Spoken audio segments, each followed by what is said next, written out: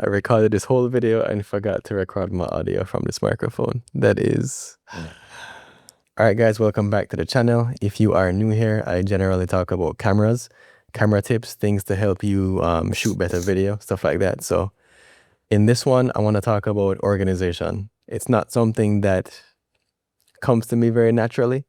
A lot of times, like when I get back from shooting a project, I'm usually very, very excited just to like get in there. So my inclination was really like dump everything in a folder, put everything out and just start editing right away, right?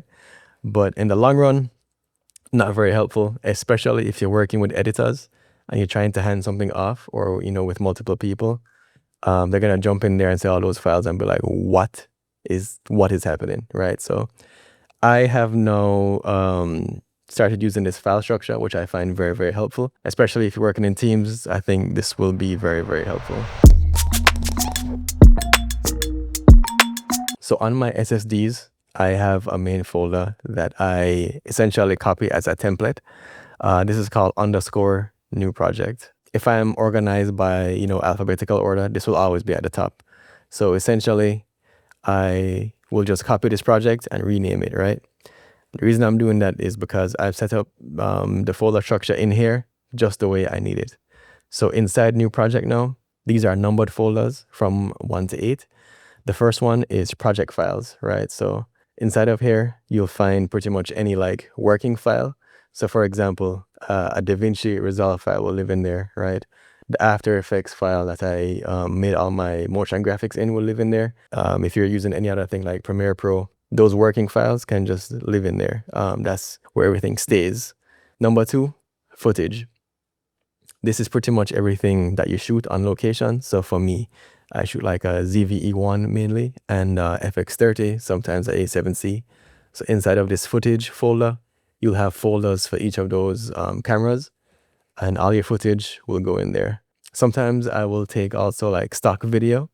If I'm using stock, I'll just make a stock folder and put it in there as well. Number 3, audio. So pretty much any recording that you did on location. For example, for me, for this particular video, I'm going to make a folder like this, right? Inside that folder, I'm going to use the audio recording from this microphone, and that will go in audio. I also have another folder in here in audio for music. Number 4, graphics. Graphics is essentially any like motion graphics, right? So anything that I created from my After Effects files that live in the project files folder, the exports of all those motion graphics will live in the graphics folder. Number 5, still photos. If I shot still photos on location, they're going to go in there. If I'm using stock still photography, they're going to go in there as well. Number 6, exports. All of the exports from my working file goes into here. Number 7, thumbnails. I make thumbnails in Figma and sometimes Photoshop. All those final files will live in here. Sometimes I make a bunch of them and I only end up using one, but they all stay in here. Yeah. Number 8, everything else. I don't use this one super often, but it's pretty much like a catch-all for whatever didn't get sorted in the other folders, right? So let's say I'm editing something, right? And I'm handing it off to like another editor and I want them to use a specific LUT. I'll just drop the LUTs in the everything else folder, right? Yeah, but this is pretty much catch-all for if you have something that don't belong in the other folders, this is where you live. But yeah, guys, I said it's pretty easy to follow. This has helped me out a lot, especially working with other people.